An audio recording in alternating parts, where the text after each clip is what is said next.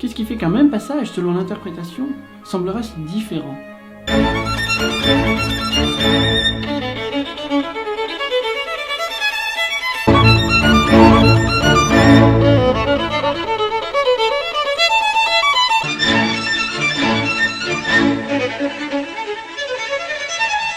Peut-on jouer sans interpréter? Et qu'est-ce que l'interprétation après tout? C'est ce que nous allons voir dans cette vidéo.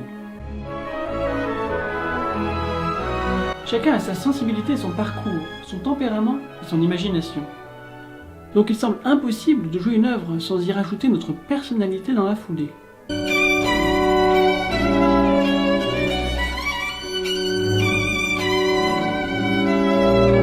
Qu'on le veuille ou non, notre nature ressurgira, même si l'on essaye de rester dans la tradition.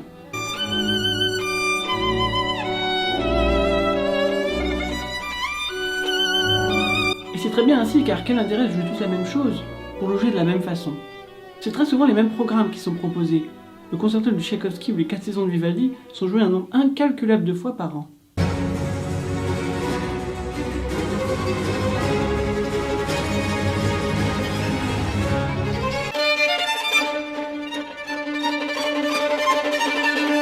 Ces œuvres plaisent au public qui ne se lasse pas de les réentendre. Entendre le concerto de Philip Glass est beaucoup plus rare que d'entendre le concerto de Mendelssohn. Et c'est bien dommage car les deux sont magnifiques. Face à ce constat, autant rejouer les œuvres du grand répertoire avec une interprétation nouvelle.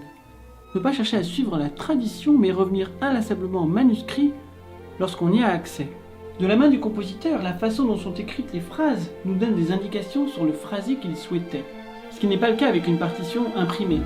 Et même si parfois on est bien content d'avoir une version imprimée pour plus de clarté de lecture, les éditions ont pris certaines libertés en retirant ou en ajoutant des éléments dans les partitions, par exemple pour le 5e concerto de Mozart, où c'est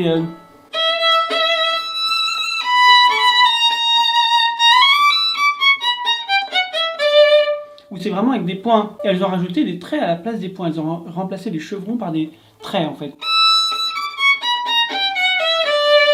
Ce qui change complètement le style, et c'est pas ce que Mozart voulait si on voit les manuscrits. Il y avait relativement peu d'indications à l'époque, donc les salles dont nous disposons devraient être respectées. D'où l'idée de se trouver un manuscrit, par exemple les sonates et partitas de Bach, et la partie manuscrite, en plus de la partie imprimée. Mais concrètement, quels sont les paramètres de l'interprétation?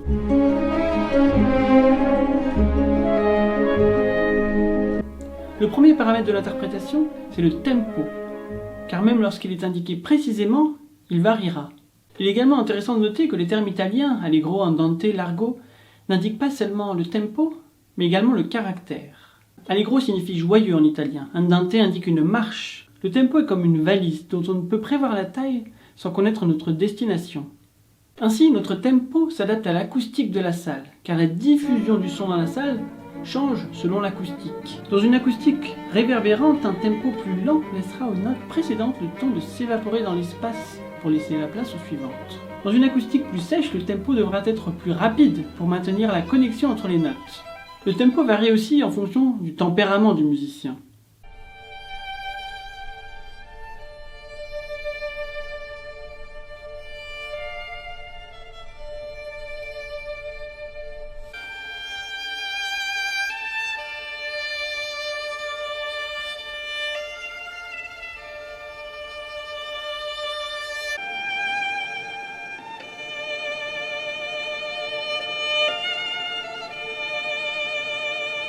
Le deuxième paramètre de l'interprétation, c'est le timbre sonore. Au niveau de l'archet, le timbre est créé par la vitesse, la pression et le point de contact. Une grande vitesse d'archet avec un point de contact près de la touche et une faible pression donnera un son très transparent.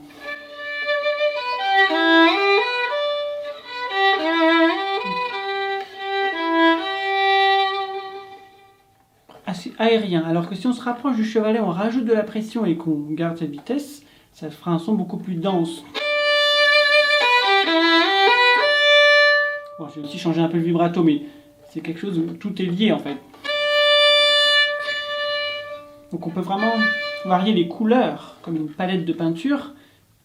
L'archet c'est comme un pinceau pour vraiment jouer avec ces trois paramètres. Et évidemment il n'y a pas que 3 vitesses, 3 points de contact et 3 pressions, mais une infinité. Donc on a une grande palette de couleurs. Et ce n'est pas tout, parce qu'il y a également le vibrato avec une multitude de vitesses et d'amplitudes possibles. Un vibrato serré et lent par exemple.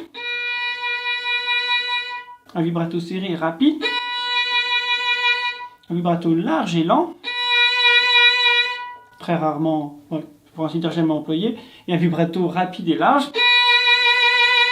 High fret. Quelque chose de beaucoup plus utilisé pour la musique romantique. Et évidemment, il n'y a pas que lent ou rapide ou étroit et large, mais il y a une multitude de palettes possibles au sein de ces deux paramètres. Donc ça fait vraiment une infinité de solutions. Et au-delà du vibrato, il y a également le placement du doigt sur les cordes. Donc avec beaucoup de chair, vraiment à plat,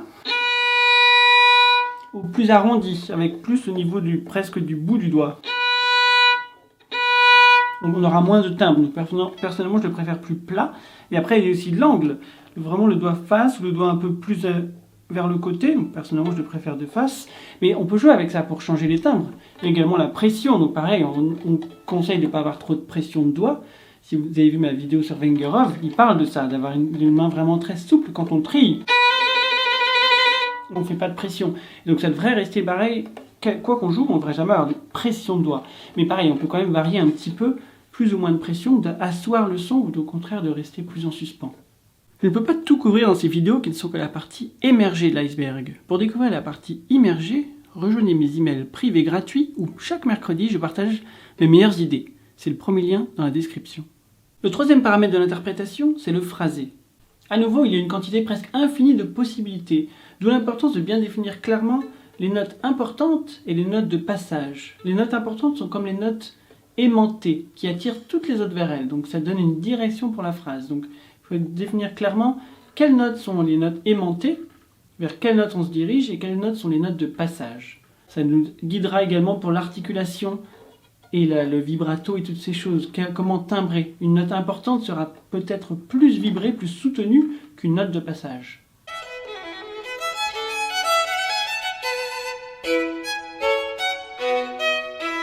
Car l'articulation n'est pas toujours indiquée dans la partition, surtout dans la musique baroque où il n'y a presque rien d'indiqué. Et c'est la responsabilité du musicien de définir ce qu'il veut faire de chaque note, sans faire du note à note, mais tout en gardant une cohérence et un recul par rapport à la phrase entière. Par exemple, le double de Bach, le début n'a pas d'indication d'articulation, donc est-ce qu'on fait tout sans aucune articulation, en legato? Ou est-ce qu'on fait en détaché, articulé?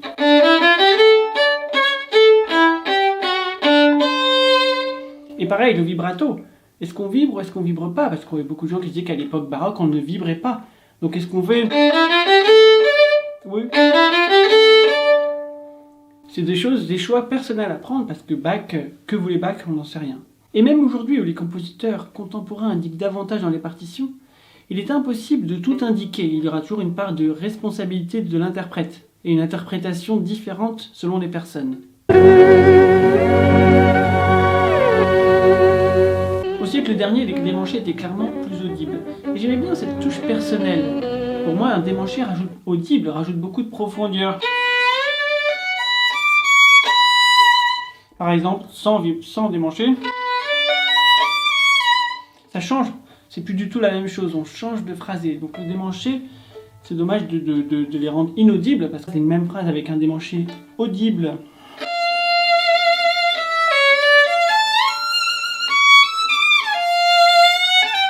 Et sans démanché audible.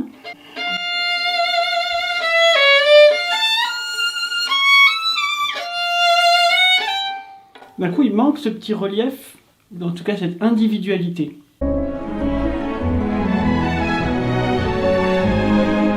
Qu'on le veuille ou non, notre interprétation évolue au cours du temps, car nous-mêmes évoluons sans cesse.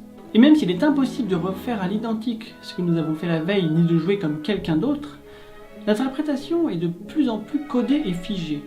L'internationalisation de l'apprentissage de la musique et l'accès facile et instantané à tous les enregistrements et les vidéos par internet influencent énormément notre interprétation. Et on en oublie facilement notre propre voix pour rejoindre les canons de la beauté instaurés par les célébrités du moment. Alors plutôt que de suivre la tendance générale, nous devrions remettre en question la tradition et essayer de revenir aux intentions du compositeur. Si cette vidéo vous a plu, laissez un petit like et un commentaire. Sur ce, je vous dis à très vite et surtout, ne cessez jamais de progresser.